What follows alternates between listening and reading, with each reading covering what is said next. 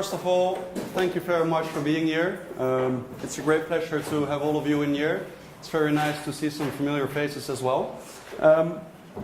My name is Wagon Amsterdam. I'm the driver for Wagon Amsterdam.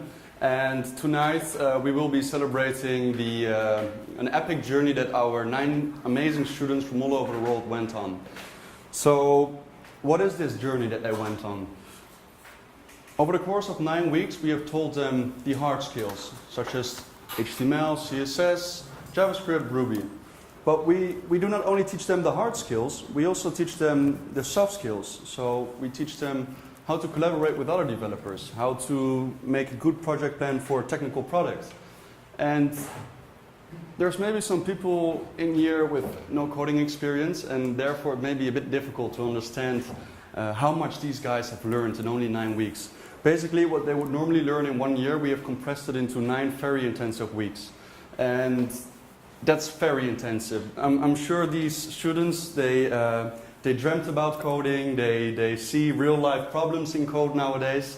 And I think I'm really proud of them. My teachers are really proud of them.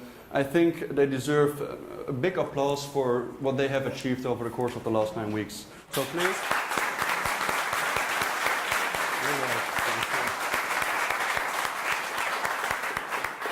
So we are here today at Wagon. So you may ask, why did these students join us for a coding adventure here at Wagon? So basically there's 2 reasons why people join Wagon. One of them, and probably the most important one, is that we have quite some students that are interested in working in the tech industry. This could be as a developer, this could be as a product owner. For these people, it's very important to learn a new tool set, they need new skills in order to be able to operate in this industry. So basically, that's what we teach them. So it allows them to change their career or bring their new tool set into the tech industry. We also have some entrepreneurs amongst our students, and for them it's very interesting to join us with a bootcamp, because after the bootcamp they will be able to fully code their own startup and to fully understand the underlying code of their technical product. So that's basically what we do here at Wagon. Tonight we have 3 teams that will present three of their final projects. They're beautiful projects, and they will tell you everything about it. They'll do a demonstration of their product. And so we will start off with the first team. Without further ado, I would like to introduce the next team, which is JournalLink. It has been made by Fabia, Rebecca, and Nate. And for them, I would also like to ask for a round of applause.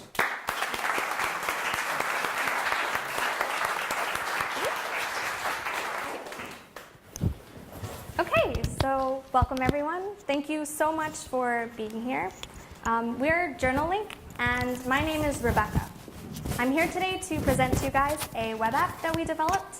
And what it is a newsfeed for medical research. Now, I just graduated from university, and I just got an amazing job as a lab assistant. It's my first job, and I'm really excited about it. But a lab, what is it? Well, a lab is a place where researchers can come together and collaborate on experiments that they do, and then write papers about them afterwards. It's really important for their career. These papers, they get published in journals, and that's really important for the scientific culture, because what it does is it propagates new knowledge, and it can filter through, and more knowledge can be added on top of that with other researchers who read these papers. What makes a good paper? So a good paper is where it's not redundant. What that means is the experiment from within the paper either it hasn't been done before, or it's an experiment that has taken a new spin on an old one. So it's super important for these researchers to know what the current research is, so that they don't repeat the research again. And when they repeat the research again, it's bad, because you lose time and you waste money. And when you waste money, it gives you a bad reputation as a researcher, which is super detrimental, because companies, they're not going to want to fund you or your lab. So It's super important to keep up to date. That's the main thing. How do we avoid redundant research?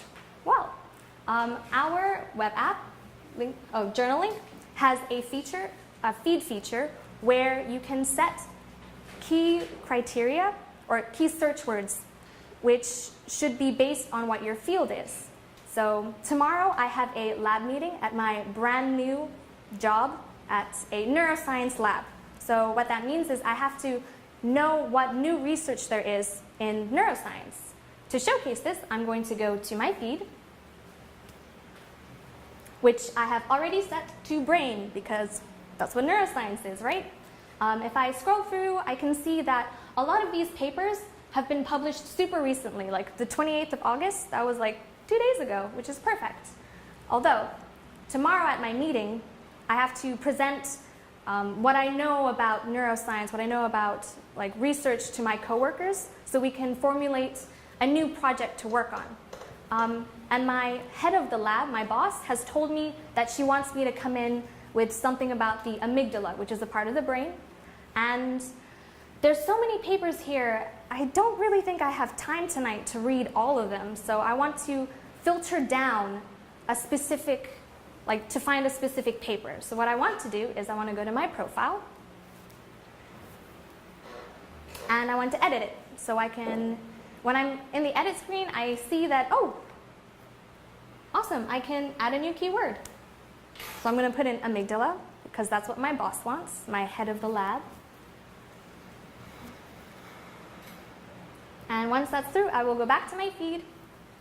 And what it has now is a collection of all the papers to do with the brain, as well as the amygdala, which is super awesome if I had more free time, but I don't. So what I want to do is use the filter feature to select only stuff about the amygdala. And perfect, there are only 2 papers. I still don't think I have time to read more than one, so I'm going to look at the title, which is showcased, and I think I like the top one the best. I think that suits what I want to present tomorrow to my meeting with my coworkers. So when I go to it, I can read more about it just to make sure that it's the correct paper. I don't want to rush too much into it. And after I read it, I see, okay, yes, this is exactly the paper that I want. So I'm going to go to the source. Now, the thing with papers in research is that a lot of them are paywalled. So the only way to read about it or to access it is to actually go directly to the journal website and purchase it. So now that I'm at the actual journal website, I'm going to go off, buy this paper, and read it for my meeting tomorrow. Okay, hi everyone. My name is Fabia. I'm the head of Rebecca's lab. And so I've just set up my new lab, and to run it properly, I use Journaling, first of all, to keep up to date, because it's very time consuming to just go and manually search for, read all the different journals and specifically find papers that are relevant to my job. And also I use Journaling to make sure that all the members in of my lab are on the same page as for their readings, as we set all the same keywords and we get all the same paper filtered for us. And also we are, thanks to Journaling, I can set a group, so the lab in this case, where we can all share, where I can post papers or all the other members can post papers, and we can talk about it. So first of all, I just hired a new PhD student, and I want to invite her to join the group on Journaling. So I will just send an invitation to Stephanie. And cool. So I will have to wait for her to accept the invitation. And meanwhile, though, I recently found an amazing paper that I want to share with my colleagues. So I will just go to the feed, and thanks to I will just scroll the sources. I've already read it, so I will just select the neuroscience literature. This is the specific journal where the paper was published. And yeah, that's the first one. I will just post it to the lab page so that everyone can read it. I will specifically ask them to read it by tomorrow because we're going to have a meeting and I want to discuss it with them. So I hope they will follow my advice so everyone will be prepared. Cool. So last thing, I recently published a paper as a first author, so I want to show it on my profile page, because of course my job, like what gives me credit as a scientist, is the papers that I publish. So I'll just go to the feed and I'll select the first paper. That one is my paper. So I'll be able to claim the authorship for this specific article, and it will appear on my profile page. So other scientists interested into specifically what I study can just go and read it, and yeah, so this is the way I can show my job and what I achieved. So to conclude, as a firmware researcher, I actually think this tool will help a lot, cutting down the time that on a daily basis researchers actually use to actively search for papers, because that's a very important part of the researcher job, not just producing knowledge, but actually be aware of what has been done. So thank you for coming here today. I really hope you enjoyed the presentation, and please feel free to ask us questions if you have some. Okay?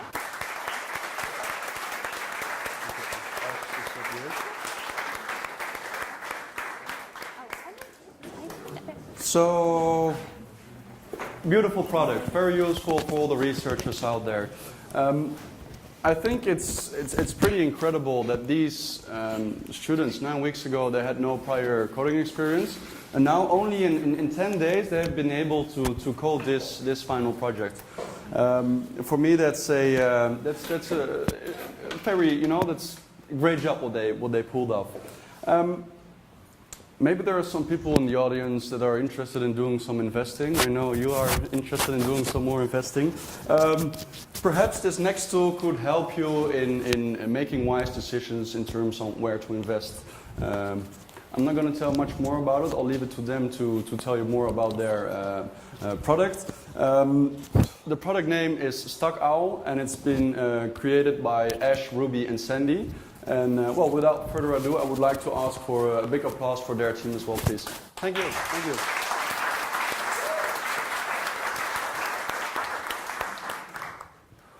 Hello, everyone. I'd like to welcome you to StockOwl, a website that allows you to invest along with the master investors. So in the United States, every quarter, investors are required to release an F-13 form, which includes all the stocks that they've been buying and the number of shares they have. However, the SEC website is not very easy to use. It's a bit austere. So we thought we would take that information and make it actionable and user-friendly. So if you look at our list of investors, we handpicked 12 value investors who basically focus on concentrated portfolios. So they tend to be portfolios that have 10 to 20 stocks rather than hundreds. So it's a lot easier for beginners to use them. And also their approach is to buy stocks that are unfairly undervalued in the current market.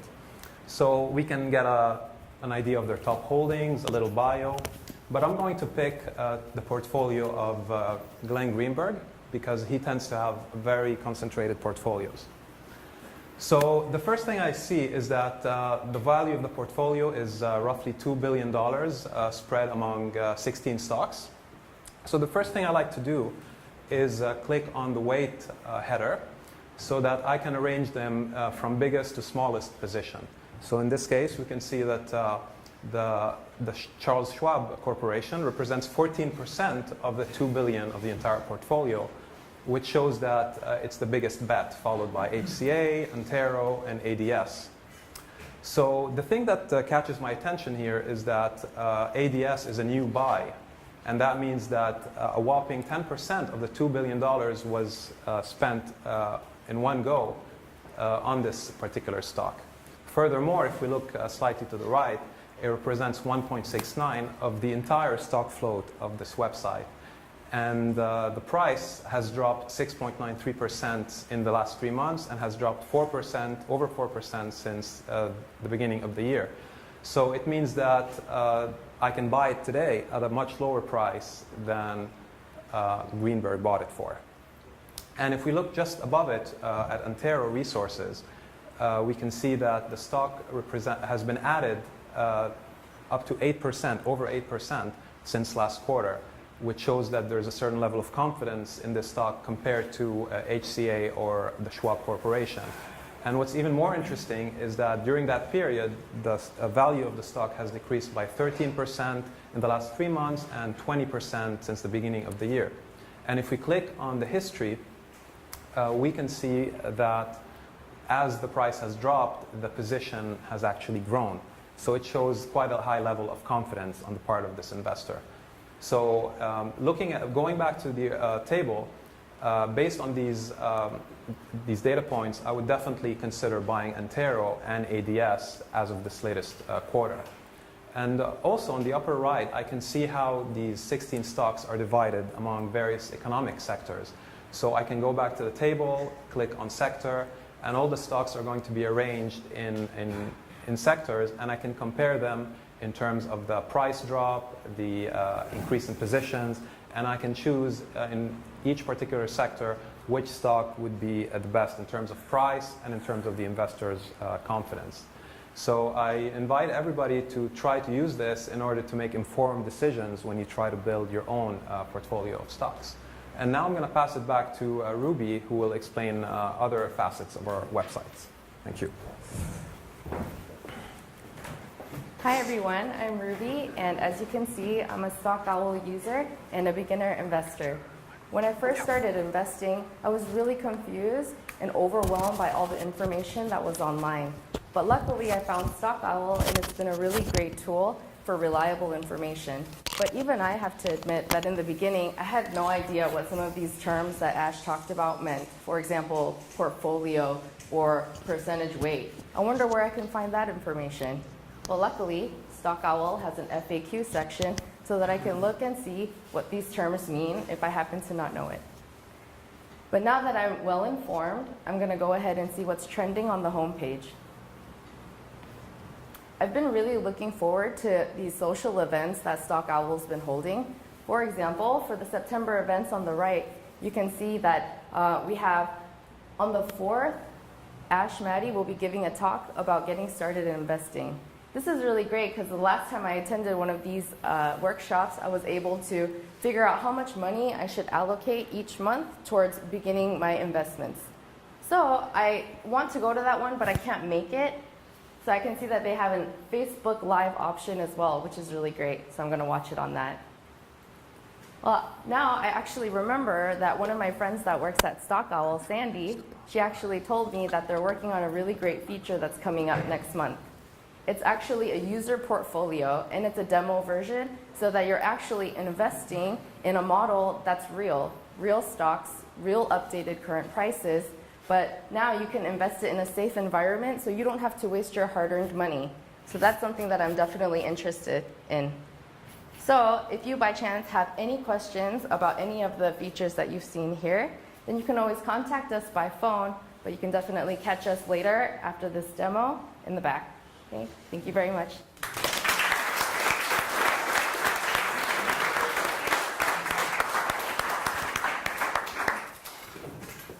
Anyone interested in doing some investing now? Another amazing product, guys. I'm really proud of this team as well, and I would like to give a short introduction to the next project team. Are there any piano teachers in the room, maybe? No? It was a small chance. We'll have to try.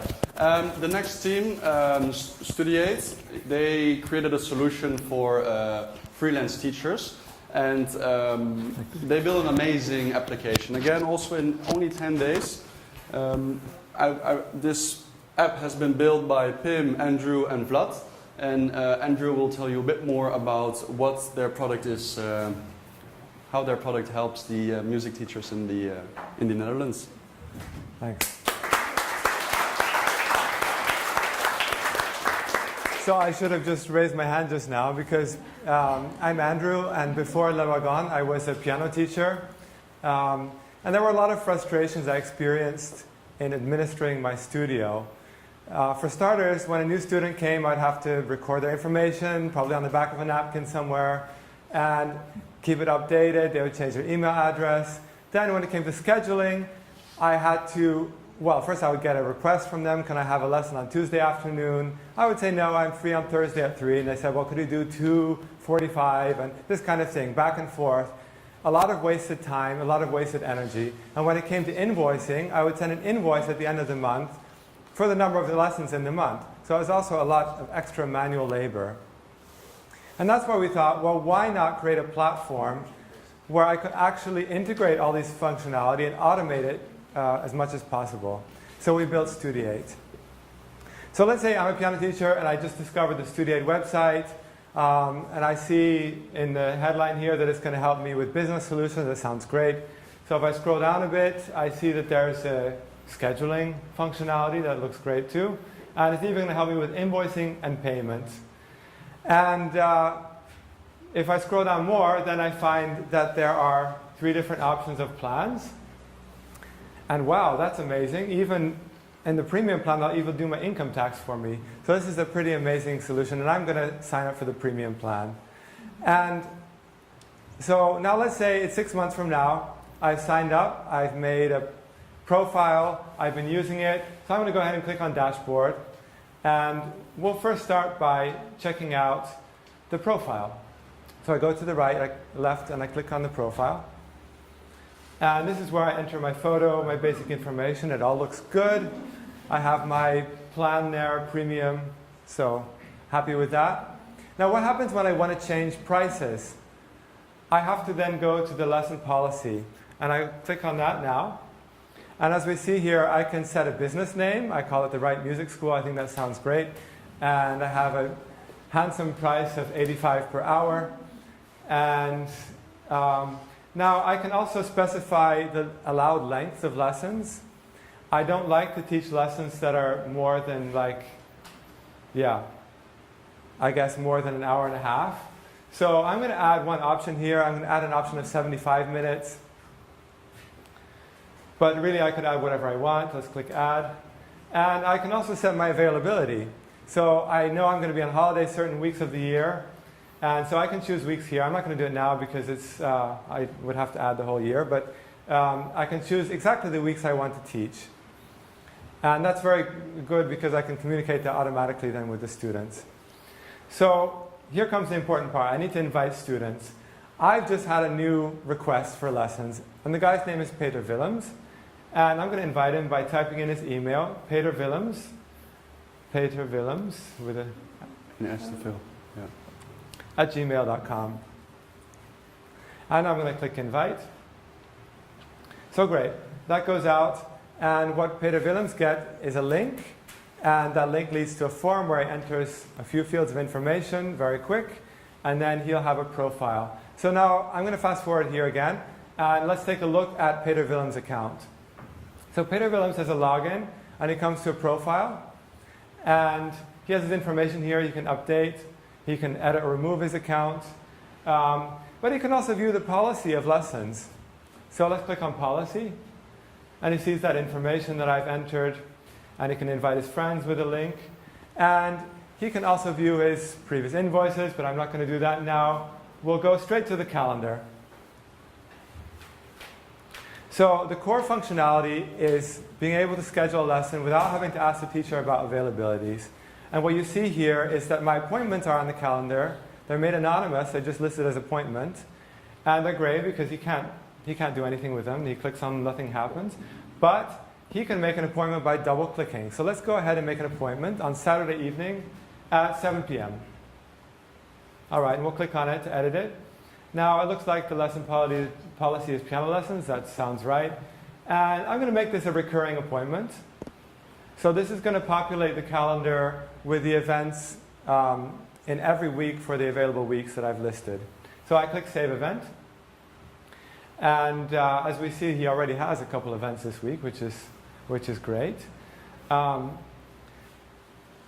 Now, Yes, he has also the option to view his appointments under appointments. And look, I'm getting a text message.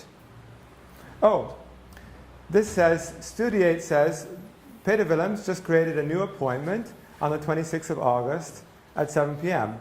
Confirm, yes or no? Well, before I do that, I'm going to just quickly jump back to the teacher view. So let's check out the calendar just to see if that arrived there. And what I see is a bit of a different calendar in terms of the colors. So the color coding is that the green is confirmed, the yellow is unconfirmed, the red is cancelled, and the gray is denied. And I keep appointments for the records of all these different categories. So now let's click on the unconfirmed appointment of Peter Willems. I have some options here that I can change. But actually, I'm just going to change that by text message. So I just reply yes or no or Y or N, whatever I want. And the calendar will be updated. But let's try for a different appointment, Jack Dolores. We can drag it to move the time. And the student will get a notification. We can make it longer or shorter by consequence. And yes, let's go ahead and just refresh the page and see if our appointment is updated. And now you see if you scroll down, Peter Willems' appointment is confirmed. So the notification works by SMS. And that makes it convenient when I'm teaching just to reply very quickly. We have also a couple other options on the teacher view. We can look at the invoices. So these are the invoices for all the students. And we get an invoice list. Let's click on that. And we have all the invoices. We can see the status in a quick view, but we can also click on it to see the precise view. Let's click on the invoices for Peter Willems. And what we see on the invoices automatically generated are the appointments, the dates and times, the total price, and this is sent out automatically. So there are a couple other options under the invoice tab that we saw. You can click on that again. We saw that we can create a new invoice. That's for freelancers. For example, if I want to play a concert, I need to send an invoice. It's not associated with such an appointment. I can just very easily do that there. It keeps it all in one place. I can also scan my receipts and book them in. There's another functionality for the reports. I can look at the end of the quarter how much money I've made or at the end of the month. I can also see projected income because appointments in the future are recorded in a different chart. So I can see how much money I'm going to make next month. And this is all very useful for me. So I hope from this short overview you can see how useful this could be for piano teachers and for teachers in general. We're speaking not only about music, but also about driving teachers, about personal trainers, really about any teacher who makes appointments and charges money for their time. You can follow our product by going to the home page, and you can sign in with your email address to keep updated in this field. And we'd like you to do that because we are planning to launch this platform hopefully within a few months, but we'll see how it goes. Because we really believe in the value of it, and we really believe in supporting teachers in what they do. We think, why not let students control their own information, enter it, and update it? Why not let students schedule their own appointments and see the availabilities, rather than having lots of different emails? Why not have invoicing done automatically, because it can be? And why not have collections and payments processed automatically, because that also can be? And why not also fire your expensive bookkeeper and have Studiate do it for a much cheaper price, your income tax and your VAT declaration. So that's why we created Studiate, to save teachers time and money. And that's why our slogan is, teach without the hassle, automate your studio. Thank you.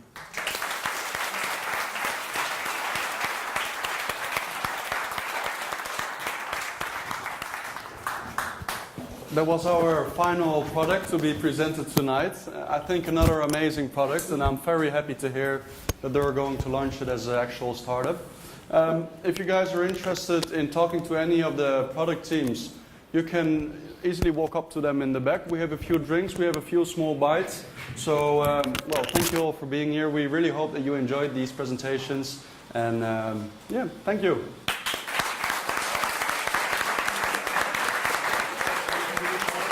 Good job, guys. Good job. Good job.